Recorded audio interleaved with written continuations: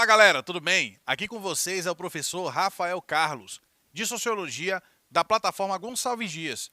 E eu tô aqui hoje para falar sobre o tema a desigualdade na distribuição das riquezas, ok? Agora sim, preste atenção. Como é um tema que vai ter muito conceito, a gente vai falar de alguns autores, eu já vou te dar uma dica logo no comecinho. Pega logo aí teu caderno, caneta, lápis, marca-texto, para você anotar e deixar em destaque os conceitos e palavras-chave que eu vou te passar nessa videoaula de hoje. Tá combinado? Então, olha só, para a gente falar dessa desigualdade na distribuição de riquezas, eu dividi a aula em 6 tópicos, tá? São 6 partes. Na primeira parte, vamos tratar da questão da pobreza. No segundo, vamos falar de pobreza absoluta e pobreza relativa. Então, o começo da aula, a gente vai discutir sobre o conceito de pobreza e diferenciar o que é a pobreza absoluta da pobreza relativa. A partir do terceiro tópico, a gente já entra mesmo no assunto, no tema. No terceiro tópico, eu vou falar para ti sobre o que é distribuição de renda. No quarto tópico, a gente vai falar de uma visão otimista que existe no Brasil sobre esse tema, de que as coisas de repente estão melhorando, né? Que está tendo menos desigualdade, menos concentração de renda. A gente vai analisar direitinho para ver se isso faz sentido ou não. No quinto tópico, a gente vai falar da perspectiva de Gessé de Souza, que é um sociólogo brasileiro. E no sexto tópico, a gente vai falar da perspectiva de um economista chamado Márcio Pockmann, ok? Então vamos começar a nossa aula de hoje e a gente começa falando da questão da pobreza no Brasil. O conceito de pobreza pode ter diversas elaborações, não existe uma única forma de definir pobreza, certinho? Então pode ser elaborado de várias formas. Consideramos, nessa aula de hoje, a ideia de pobreza que combina, que tem a ver com a carência de bens e serviços essenciais, como a falta de recursos econômicos e a exclusão social. Então a gente está considerando 3 critérios. Vou repetir para você. Nessa aula nós estamos considerando a questão da pobreza de acordo com os seguintes fatores. 1. A carência de bens e serviços essenciais. 2. A falta de recursos econômicos. E 3. A exclusão social. São esses 3 fatores que a gente considera na aula de hoje. E aí, considerando esses fatores, a gente consegue elaborar uma distinção entre a pobreza absoluta e a pobreza relativa, certo? São 2 conceitos diferentes, pobreza absoluta e pobreza relativa. A chamada pobreza absoluta é caracterizada como a grave, atenção, a grave privação de necessidades humanas básicas, como, por exemplo, a pessoa não tem o que comer, ela mora num lugar onde não tem água potável, as instalações sanitárias são muito precárias, não tem acesso aos serviços de saúde, geralmente não tem residência, não tem moradia, ou quando tem é numa situação muito grave, como a gente falou, não tem acesso ou tem pouquíssimo acesso à educação, que é um direito social essencial, básico, e também à informação. Então a gente considera que a grave privação desses fatores, ou de pelo menos parte desses fatores, coloque os indivíduos ou aquele grupo, aquela família, numa condição de pobreza extrema, de pobreza absoluta.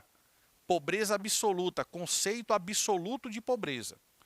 Grave privação de necessidades humanas básicas, como alimento, água potável, instalações sanitárias, saúde, residência, educação e informação. Beleza?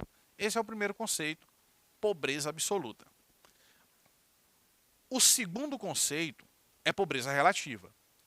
E aí o nome relativa, que vem de relativização, de relatividade, já te dá um indício de como é esse conceito, essa ideia, né?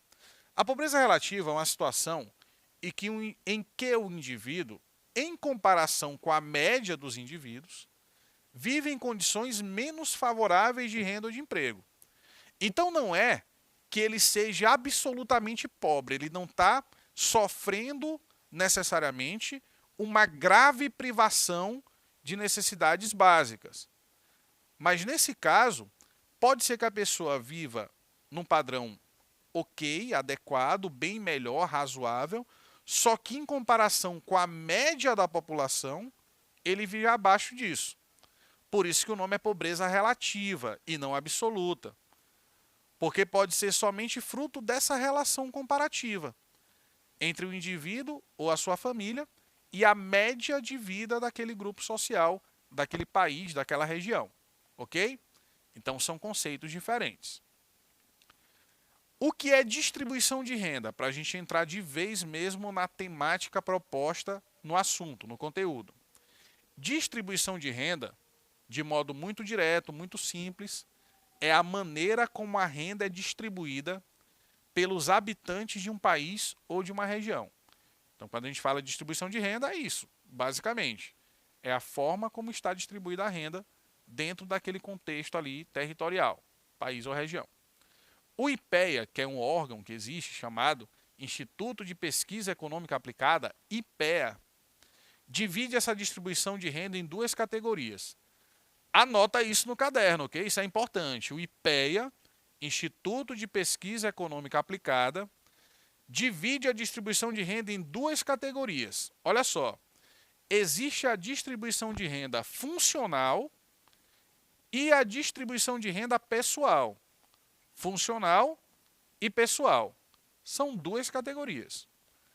Qual a diferença? Anota. Distribuição funcional de renda é o quê? É quando você analisa a repartição do PIB, do Produto Interno Bruto, anual, entre proprietários de capital e trabalhadores assalariados. Você faz a distinção ali de onde cada grupo está no sistema de produção. Se é patrão ou empregado. Se é proprietário de capital ou trabalhador assalariado. Por isso que o nome é funcional, porque tem a ver com a função que cada grupo desempenha no sistema de produção, ok? É a primeira divisão. A segunda distribuição ou divisão é a distribuição pessoal de renda. Aí não é mais funcional, aí é de pessoa para pessoa, tá? Que verifica os rendimentos que as pessoas e ou famílias recebem e faz essa divisão por pessoa ou por família. Depende do critério. Certinho? Então existe a funcional, que tem a ver com a função no sistema de produção, e a pessoal, que a gente também chama de renda per capita. Certinho? Vamos lá. Aí existe aqui no Brasil, por conta de um processo que dura algumas décadas, de que algumas pessoas de classes mais baixas conseguiram ter uma condição de vida um pouco melhor do que tinham antes. Então esse processo histórico construído aqui no Brasil nos últimos tempos acabou gerando no país uma visão otimista sobre esse assunto, sobre essa questão aí da distribuição de riquezas e tudo mais. Na produção científica sobre o tema da desigualdade na distribuição de riquezas, pesquisas de grandes institutos como o IBGE, o IPEA, que a gente acabou de falar antes, e também o DIEESE, indicam que o Brasil, nas últimas décadas, reduziu a desigualdade. Isso é uma coisa boa. O Brasil se tornou menos desigual do que era antes. Não quer dizer que está tudo maravilhoso, mas quer dizer que já foi pior. Certo? Ainda existe uma desigualdade muito grande no Brasil, todos nós sabemos disso. É só ter um senso básico de realidade, né? Mas já foi muito pior em décadas anteriores. Certo? Então houve uma redução na desigualdade, na distribuição de renda no país. Isso é um fato, é um dado, melhor dizendo, que vários institutos de pesquisa apontam. A gente citou 3, IBGE, IPEA e DIEESE. Então há, de fato, uma redução da desigualdade no Brasil nas últimas décadas. Essa visão otimista de redução da desigualdade no Brasil defende o quê? Que o conjunto de políticas públicas que foi implementadas a partir dos anos 2000 para frente, a gente está em 2022, então a gente está falando aí de 2 décadas, basicamente, né? Um pouco mais que isso. Então, de 2000 para frente, né, do final do governo Fernando Henrique até hoje, foram implantadas algumas políticas públicas que ajudaram a reduzir um pouco da desigualdade que era bem maior antes, né? Implementadas a partir dos anos 2000, possibilitou a mobilidade social. Ei, tu já aprendeu isso? O que é mobilidade social? Mobilidade vem de movimento, mover-se. É quando existe a possibilidade de você sair de uma camada social para outra, tanto para cima quanto para baixo. Nesse caso, a gente está falando de quê? Para cima, certo? Das camadas mais pobres conseguirem ali melhorar o seu padrão de vida a ponto de sair da pobreza para uma condição melhor. Então existe essa possibilidade, de fato, de setores das classes C e D. O Brasil, o IBGE faz essa divisão aqui no Brasil da seguinte maneira. Existem 5 camadas sociais. A classe A, que é a elite, a classe B, que está próxima ali da elite, tem um padrão de vida melhor do que a classe média, a classe C, que é a maior de todas, que é a classe média, a classe D, que já tem um padrão de vida mais baixo, e a classe E, que é a classe mais pobre. Então, segundo os dados dessas pesquisas, houve uma mobilidade social de setores da classe C e D, da classe média e da classe média abaixo, surgindo, por assim dizer, uma chamada nova classe média, entre aspas, que era o pessoal que tinha um padrão de vida mais pobre, que era mais humilde, não tinha tantos recursos, e que ao longo dessas décadas conseguiu melhorar sua condição de vida. E muita gente chama isso de nova classe média, certo? Só que aí tem teóricos que discordam disso, que acham que essa visão ela é muito otimista, mas ela não é realista. Um deles é o Gessé de Souza. O sociólogo brasileiro Gessé de Souza considera que essa nova classe média, entre aspas, seja, na verdade, uma nova classe trabalhadora e não uma nova classe média, necessariamente. Por que ele fala isso? Porque ele diz que considerar os trabalhadores brasileiros como nova classe média é uma interpretação triunfalista, uma interpretação da ideia de vitória, de que deu certo, entendeu? Que pretende esconder as contradições, as dificuldades da vida desses indivíduos, que ainda não têm um padrão de vida adequado, mas tem um pouco mais do que tinha antes. Mas ainda não é uma nova classe média, segundo ele, mas é uma nova classe trabalhadora. Então é bom que a questão da linguagem, né, do termo, ele se modifique para que ele traduza de fato aquilo que é real, segundo o Gessé de Souza. Não é uma nova classe média, mas sim uma nova classe trabalhadora, com dificuldades, com contradições que são inerentes a essa classe social.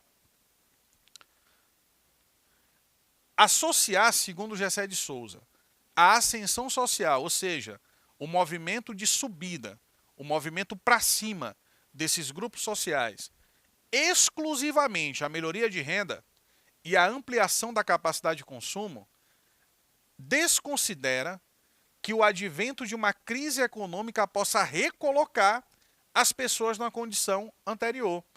Foi o que aconteceu por conta, por exemplo, da pandemia. A pandemia, que gerou uma crise sanitária e que, consequentemente, gerou uma crise econômica, acabou fazendo com que muitas pessoas que tinham acabado ali de ascender a um padrão de vida melhor, reduzisse, voltasse, talvez, para o mesmo padrão de vida anterior. Porque muita gente ficou desempregada, por exemplo, muitas empresas faliram. Então, essa questão econômica, conjuntural de crise, ela pode recolocar esse indivíduo, esse grupo social, de volta na sua condição anterior.